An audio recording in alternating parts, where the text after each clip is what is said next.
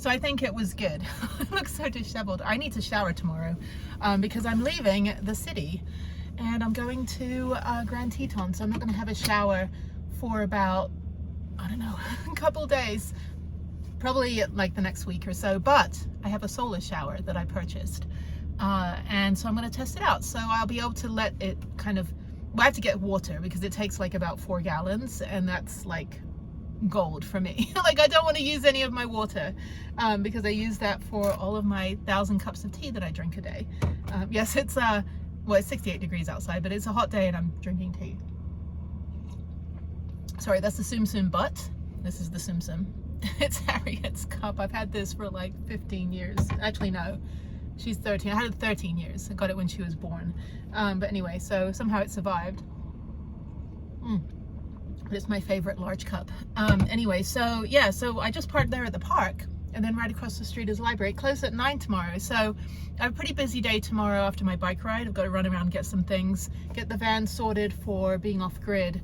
I just don't want to have to drive back and forth into Bozeman just to get one thing. If I can get it here, like coffee creamer and water and toilet paper and all that stuff, then I'm not wasting a whole tank of gas to go into Bozeman and then go back to where I'm going to be boondocking. I want to be down in Big Sky for the full like 5-6 days that I'll be riding and not have to go into Bozeman. I want to be able to take a shower down there. So I've got my solar shower, so we're going to see how that works. I've also got a sink, collapsible sink, and I've got other stuff for bathing. I've just never needed to use it. I've also got a USB shower, but I can't find the adapter to charge it, so I don't know. But that worked really well actually when I used it. I think 4 years ago was the last time I used it.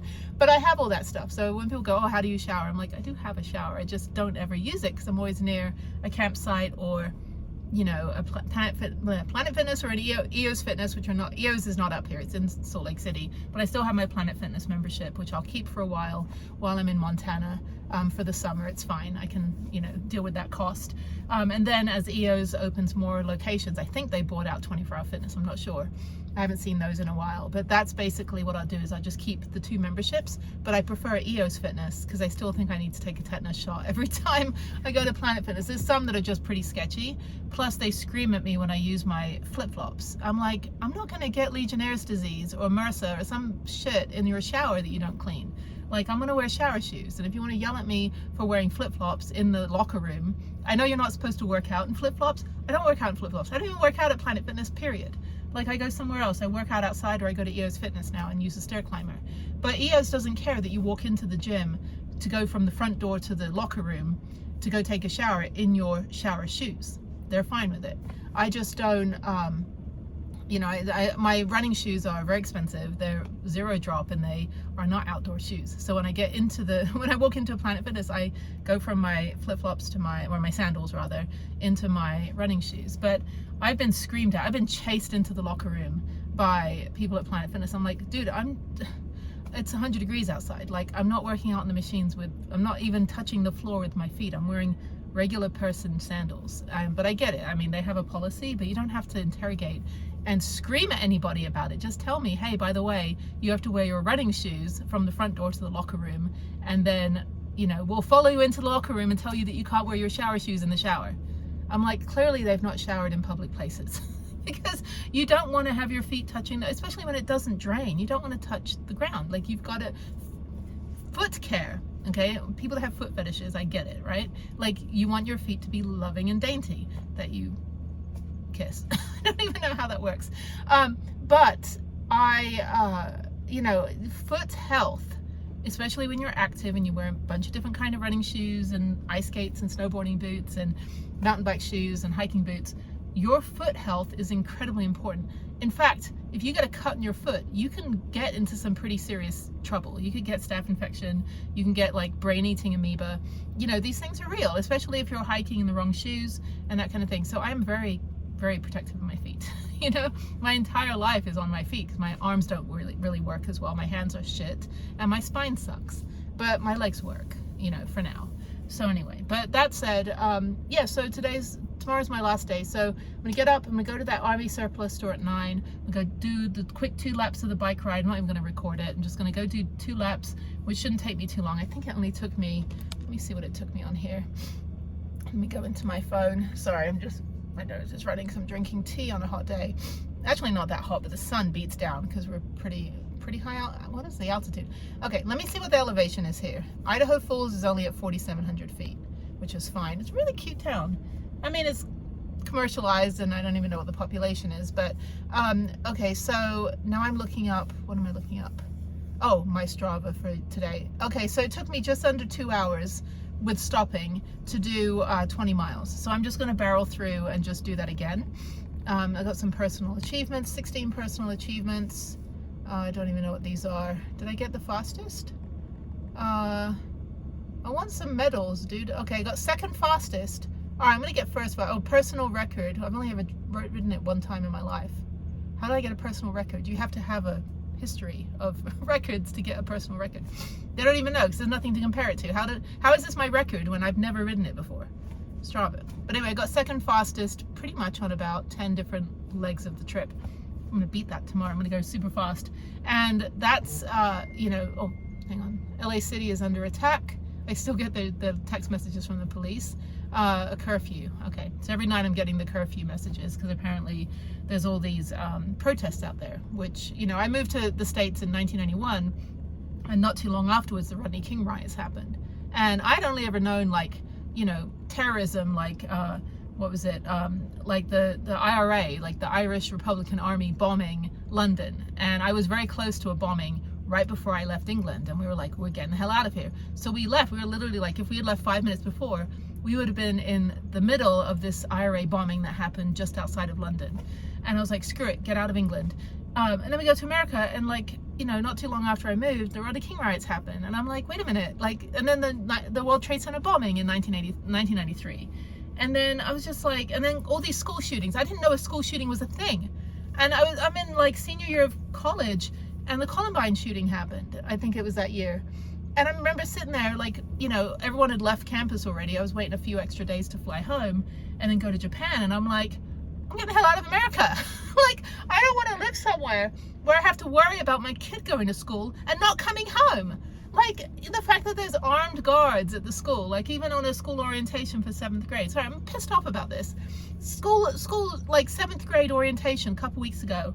And I'm sitting there, and there's an armed police officer with, like, 3 guns, taser, body cam, everything. I'm like, that's a great touch. Perfect. I'm going to send my kid to this school where we've got to have armed guards. You know, and she used to go to a kindergarten. Her dad had sent her there. And they had clear backpacks and armed guards because some kid got shot. I'm like, no. I'm going to the wilderness. We're homeschooling. You know, in an armored vehicle. We're not leaving the van. No, but it's really terrifying, like, every single day, you know. And then they have disaster drills, and they, you know, disaster drill is a school shooting drill, and it's incredibly real. Like, I think in the first like 2 months of last year, there's 125 school shootings. I'm like, what the hell, you know? So it's scary out there. But that said, I have a busy day tomorrow, in addition to worrying about the welfare of my child when she goes to school, you know, in the fall. I also have to, you know, look out for bears and other wildebeests that will be attacking me in the next couple weeks when I'm in Montana. Actually, a lot of friends will be in Montana for the summer, in Bozeman. But again, I don't want to drive back and forth to Bozeman just to get milk or just to get creamer or bananas or all that stuff. And I know there's not a lot of options in Big Sky for shopping, but I'll have to go to Bozeman probably halfway through the 6 days, so probably 3 days, and I'll probably have to go up there. But I'm going to try to be completely off grid. If I can do it, it's only really the shower is the issue. If I can go get the shower, because gas is pretty cheap in Big Sky, actually. They have one gas station. But if I can get, if they have a farmer's market on Saturday, that'll be great too, but it's opening day of Big Sky. So I did talk to them, and they were like, do you need a media pass again? I'm like, oh, I'm in the system. I'm like, no, you guys gave me a media pass 2 years in a row, and I don't need one this year. Like, I mean, the media pass was like for access to things, but I already get access to stuff through the fact that I have a nonprofit and with the pass that I have. So but I am going to start, you know, talking a little bit more with them about getting a program started, because they really don't have any summer programs, especially for like mountain biking. You just kind of show up and do your thing. But anyway, that said, let me get going. I've got to go to Walmart and get more creamer. I've got to go get some stuff that I can stock up on now so I don't have to do it, because once I have my Zoom with Harriet tomorrow at 6:30 p.m. I'm out of here to Grand Teton. It's only an hour and a half drive, and it's still light. It's like 8:22 and it's still sunny and bright outside, so I've got plenty of sunlight, although I'm sitting in the shade right now, which is bullshit. So let me move. Let me get out of here. Actually, I got to finish my tea. But yeah, I charged the Jackery. Charged really fast in there. Oh, hang on, I'm moving. Charged really fast in the library for like the 3 hours I was in there. So I got up to 70%, so that's good. Plus I've got the charger in the front, and I've got the solar, and the fridge is plugged in to the van, to alternator, so it's all good. Yeah, so, but yeah, it's only an hour and a half drive tomorrow. So yeah, so get up, Army surplus store, just take a look. I'll film it for you guys, and then, because I love those things, they're always useful. I can always find some sort of machete or something. And then bike ride for 2 hours, hour and a half, go to Planet Fitness here, take a shower, come back here to do my to do some work, finish up some stuff so I don't have to work the rest of the week. And then it's personal stuff, family stuff. But yeah, so after my call tomorrow, work in the library in the afternoon, and after my call I'll head out to Grand Teton, and I'll park in Alpine, hopefully along the river. And then at like 4 a.m. I have to get up super early, go into Grand Teton and park at the Jennie Lake parking. I want to get this paddleboard off the roof. I want to get this paddleboard off. I don't even know if I have a pump. Maybe I have to get a pump from Walmart. I'm gonna buy a pump today.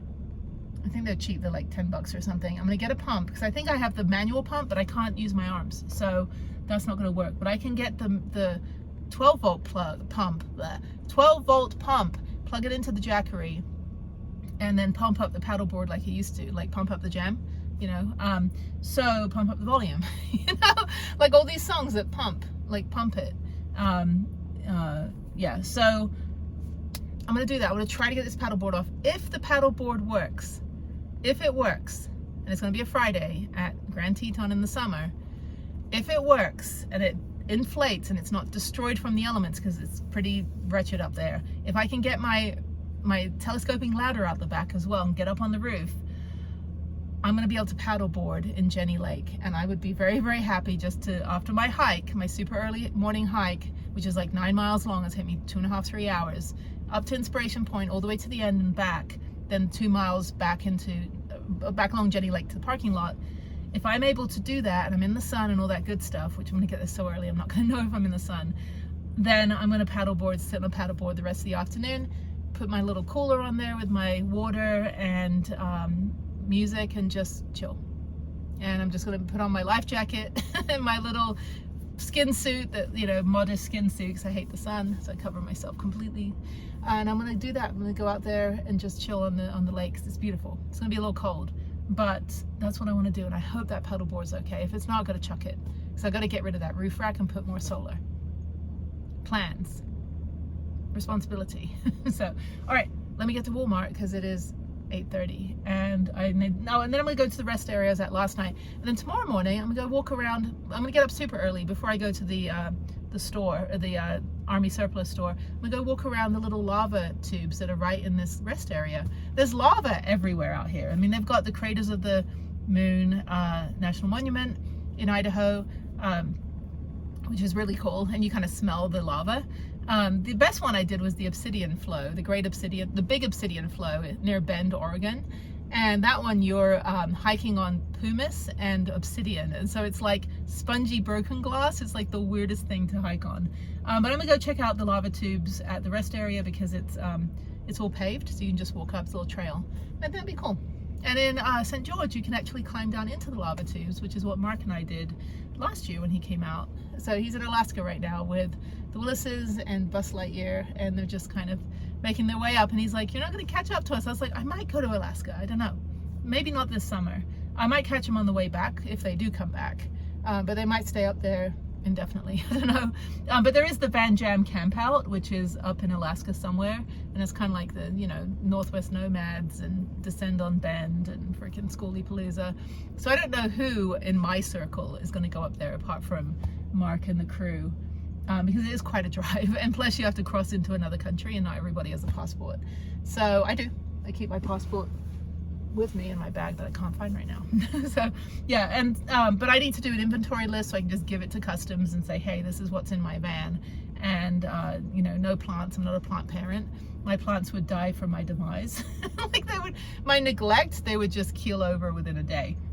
I would just forget to water them. But yeah, so I don't know. I want to go to Banff at least this summer. So after I get, you know, enough mountain biking out the way, I'll go up to Polebridge and then Glacier. And I went to Glacier on the west or the east side of Glacier, and I had a really cool campground with the goats that ate the that ate the charcoal, because stupid people leave their food out. But I would like to go to Polebridge, which I've not been to, and then cross over into Banff and go up there. I would like to go to Jasper because I know they were devastated by the by the fires last year. It was last year, and I would like to put some money into that town. Plus it's beautiful. But yeah, I think I'd like to go up to Lake Louise and Banff and then come back down. My bucket list is to ice skate on it one day.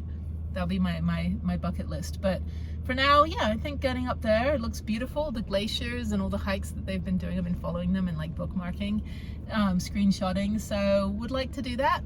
If I don't, it's fine. Montana is going to be great. I have not spent nearly enough time here, and I'm really just going to stay in Big Sky for the next, let's see, I booked my tickets through after 4th of July. So like the 8th or 9th of July, I've got my tickets booked. So it's a whole month.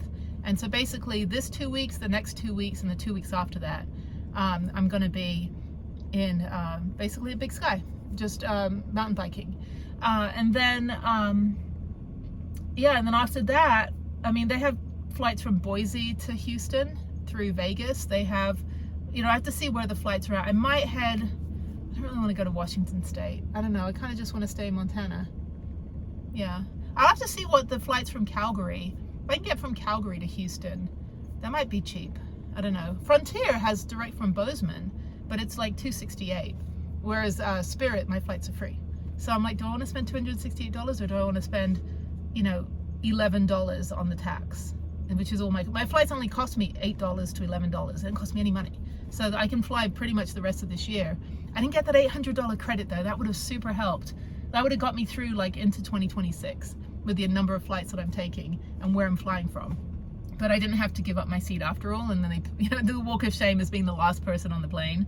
And the plane wasn't even full. They thought they overbooked it. So next time, I'm gonna, every time now, from now on, I'm gonna say I'm gonna give up my seat because I don't give a shit. Like all I'm gonna do is mountain bike. So yes, I can wait 6 hours, fly Delta, get an $800 credit, my seat reclines, have a direct flight instead of a 12-hour layover, and it'll be great. So anyway, okay, let me finish my tea. I'm wearing my Tombstone shirt. I'm wearing the same clothes. I wear the same shirts like, you know, 1 or 2 days in a row. Because if I'm not sweaty all over it, then I don't need to like wash everything every single day after I wear it one time.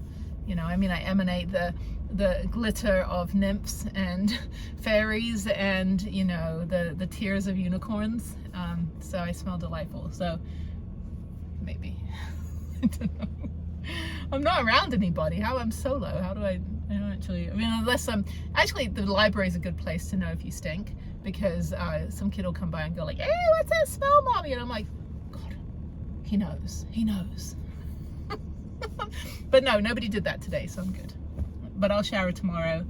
And we're good. I'm excited. Getting to Montana. Actually, I'm going to Wyoming first. Then we go to Wyoming Friday. Tomorrow night, Wyoming. Grand Teton, Wyoming. Going through Jackson. Probably meet up for early dinner with some friends. And then I'm going to head up into Big Sky Friday night and be ready for Big Sky Mountain Bike Park on Saturday morning. It's opening day. It's going to be busy, I think. Maybe. I don't know. I think school's out, so we'll see. But yeah, Monday, Tuesday, Wednesday, Ram Charger, which is one of there are 3 lifts. And Ram Charger is not open Monday, Tuesday, Wednesday. And I told the lady on the phone, I was like, well, is that, you know, Gambler and you know, the Ninja Marmot jump line? And she's like, no, that's the middle one. And I said, okay, good. Because I don't want to, you know, go to Big Sky 3 days and not be able to do the only, you know, 2 runs that I really like, which is Gambler and Ninja Marmot. I'm going to get better at my jumps this summer. And now that I've got the new wheels and the bike's fixed completely, I think.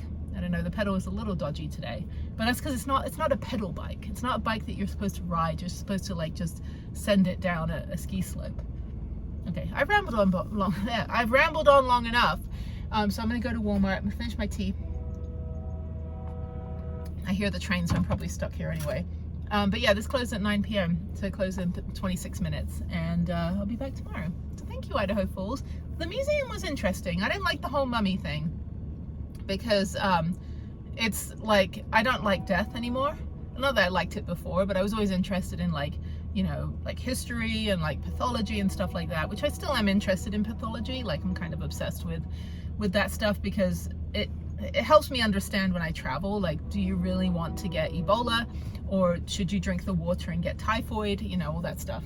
So I'm mindful of like infectious diseases around the world. But to see mummified bodies, which I don't know if they were real or if they were replicated, it's too close to home to what's been happening with Jeff being stuck in a lab. And, you know, stupid people are like, well, you know, he's just a body, his soul is gone. I'm like, fuck you. Like, he already got chopped up enough in the hospital, having amputations and having every tube in him everywhere. And you're going to have the nerve to tell me that, like, I'm supposed to be okay with him in a fridge when we don't even have a burial. Like, there's closure that humans need, whether it's religious or spiritual or moral or just emotional. And we haven't had any of that because his mother donated him to science. You know, because she didn't want to pay for a funeral or whatever sick and twisted sadistic shit that she did. And I'm like, okay, he gets a free funeral through the VA or through the DAV or through any of these organizations. I already got it all sorted. Heck, we'll pay for the funeral. But to have him in a lab where we don't get him back for 2 years, and maybe then we get a toe in a Tupperware container, and even then we don't know if necessarily if that body was the body that was his, that was cremated and handed back to us in a Ziploc bag.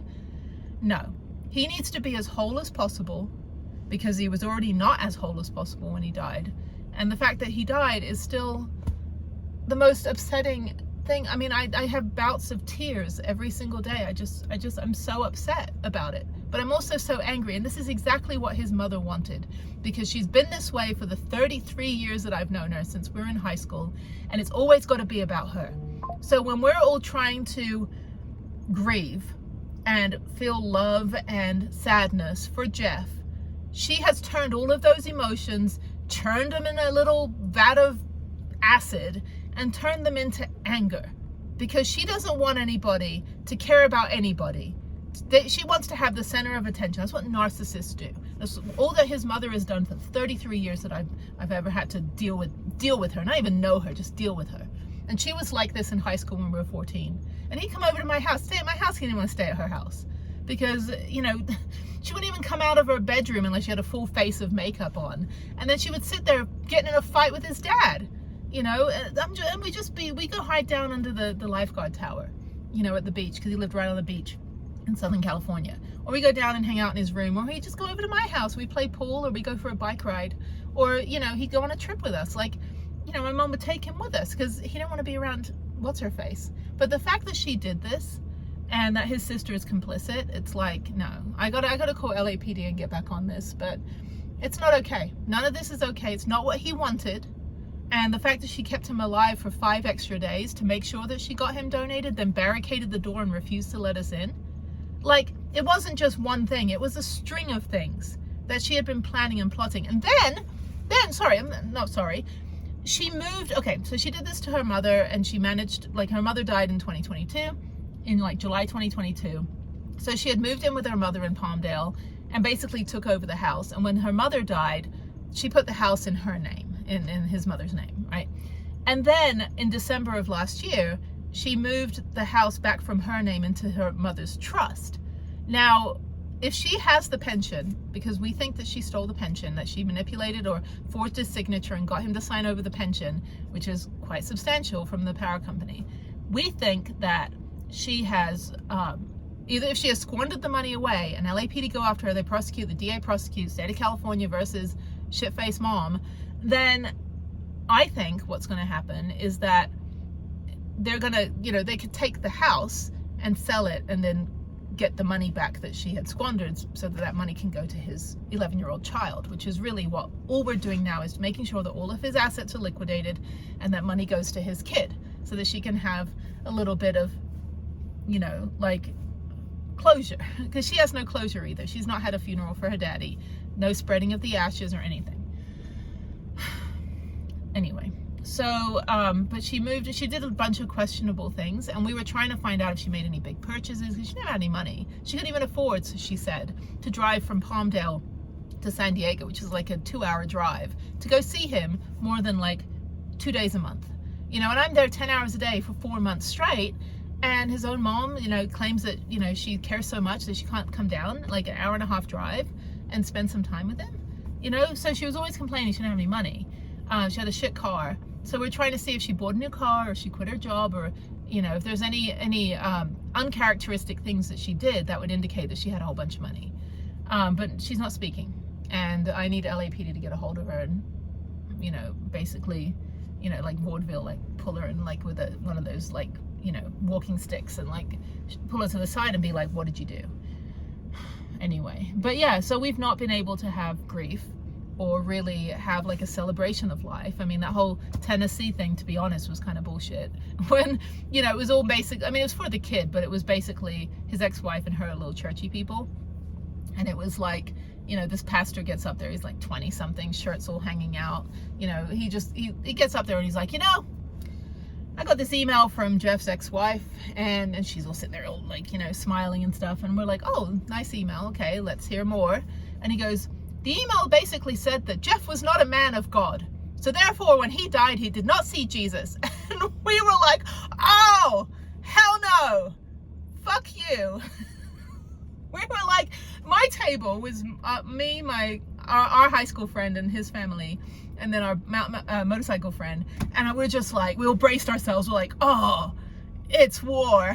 Like, screw you and your fucking piece of shit. Like, and he's like, well, I never met Jeff. And I'm like, yeah, you never met Jeff, because what you're saying is not Jeff.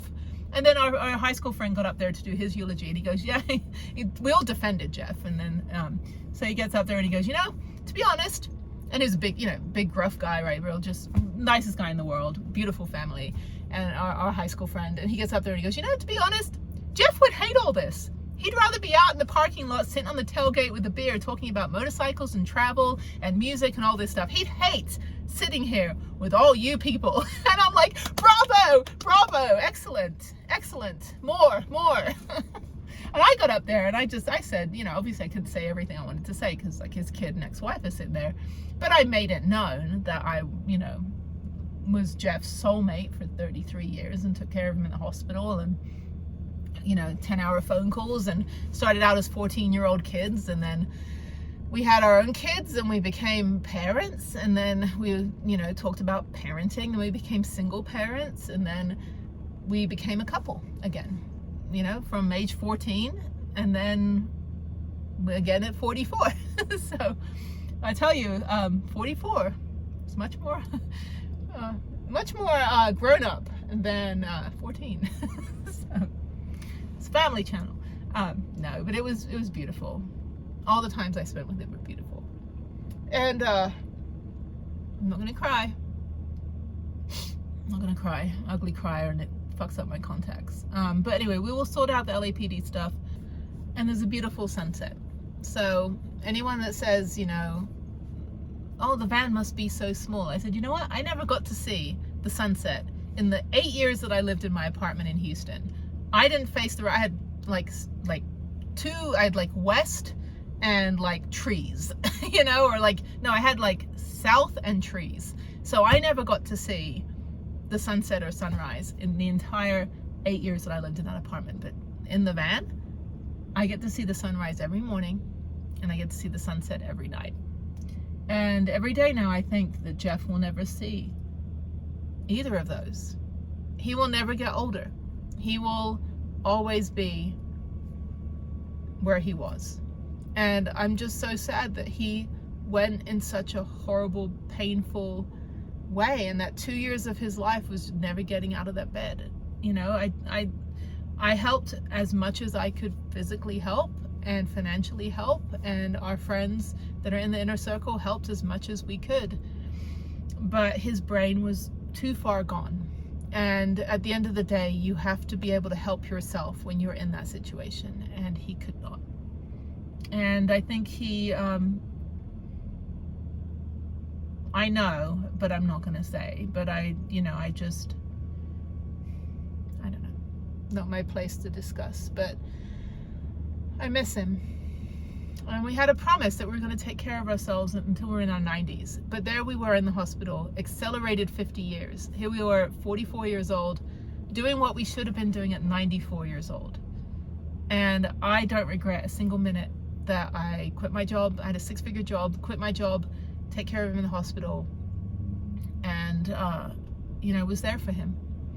But his brain trauma was confusing for him. It was confusing for his body. His brain and his body didn't really talk to each other. His amputation was incredibly confusing because he could feel his leg, but it wasn't there. His brain still thought the leg was there.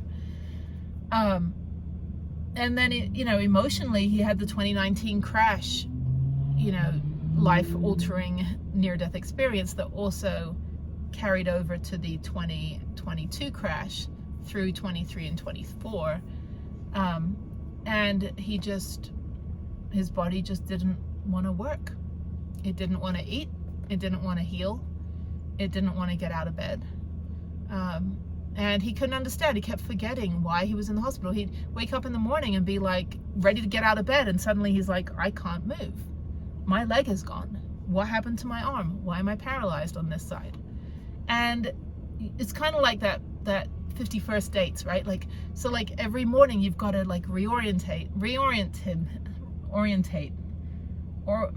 orientation. You have to do orientation every single morning with somebody that has brain trauma like that to get them back on track. And by the time you've convinced them that this is your situation right now that you're in every single day, but you keep forgetting, by then it's lunchtime and he's exhausted and all he wants to do is sleep. And that was really what it was. He wanted to, he kept buying all this fishing equipment and camping equipment. He bought a rooftop camper for his truck, tent and everything. And I'm like, wait a minute, I can't even get into those things. And my legs work. I have both my legs. How is he going to get up there with a half paralyzed body and missing his good leg that they took? Unable to bear weight on his right leg, because that's the one that's paralyzed, and unable to have a prosthetic because he was down to 98 pounds. He couldn't physically, there wasn't one that would fit him. How are you going to get in a rooftop tent? Where are you going to go? But he kept ordering fishing equipment and camping equipment, all this stuff, because he kept forgetting that he was in the hospital with half a body in a motorcycle crash. And there comes a point where there's nothing else you can do. That his brain just wasn't there, and his personality was there, but the cognitive functions, the motor functions, the motor skills, and the basic bodily activity that your brain controls was not working. But you ask him about the specs on a BMW motorcycle, he remembered everything. He could tell you everything. Every trip he went on, everything. He could remember everything about me, everything about my child, everything about his child, everything about his life. But you ask him if he knew what day it was and, would you like to eat something? And he just drew a blank. So, all right, well, enough of that because it's upsetting me. But it's necessary to talk about. But let me get out of here and go watch the sunset at Walmart. How fun. Anyway, it's just so light here. I mean, I already go to sleep at midnight anyway and wake up at 6 or 7. This morning I slept in, so I'm always achy in the morning just because of my neck and my spine. So it takes me a while to get up. So I usually wake up about 5 and I get out of bed about 7. So I usually lay there for about 2 hours. You don't see any of that stuff. I have chronic pain. It hurts all the time. But the more that I move, the better I am. But when I sleep all night and I wake up and I haven't moved, that's when I'm oh my God, I have to really just kind of start gentle movements and then slowly get out of bed. Do a little bit of van yoga and stretch, and then go on a 20-mile hike or 20-mile bike ride or 8 hours of downhill mountain biking, which is the complete opposite of how I feel when I exactly wake up. But yeah, so I need to take care of all that stuff. But yeah, I don't do meds. I don't do pain pills or any of that stuff. So I just would rather get up 2 hours early and just slowly get myself out of bed and have a nice cup of tea and watch some Netflix and relax and kind of just move myself around a little bit and then meet the day. And it seems to work pretty well. Okay, the sunset's gonna sunset before I get a chance to see it. So, all right, executive decision. I just went in to go check. I'm like, there's so many camper vans in this parking lot. Why is that? And I went in and I was like, went to customer service. I said, hey, do you allow camper vans to park overnight? She's like, yeah, we do. I was like, holy shit. So now I'm gonna go find some place to park in this parking lot. This is amazing. This saves me 50 miles of gas, but I'm not gonna park right in the middle here by the gas station. I'm gonna go down here. It saves me 50 miles of gas, an hour round trip, and I can just park here, but it's not level. Holy shit. The whole of this part of the country is on an incline, but let me go over to the end and maybe I can park up against the bush because I have the bikes on the back. This is fantastic. This guy with the big ass trailer, this guy with the trailer and the motorhome. So I'm gonna go down here and park against the trees. That way I'm kind of out of the way. But he's like, yeah, the guy with a flatbed truck. I'm like, holy crap, I forgot. For some reason, I forgot that you can park at Walmart in this part of the country. They don't give a shit. Okay. I mean, they give a shit in that they care that you have somewhere to park. So I'm going to park up against the bush. And this is it. This is my home for the night. Not in the sun though. Okay, hopefully this is level. Oh, it might not be level. We'll see. Or I could just park there next to that guy. I'd rather be a little more open, I think. I think that might be level. I don't know. I don't know if I want to be right in the bush because I don't want to get a flat tire from hitting a tree. Yeah, this is not level. Okay, I'm just going to go up here then. Oops, park next to this dude. I also got eggs. I haven't eaten eggs in a long time, like real eggs, like make an omelet and stuff.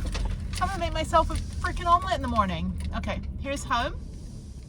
Park next to this dude, which is fine.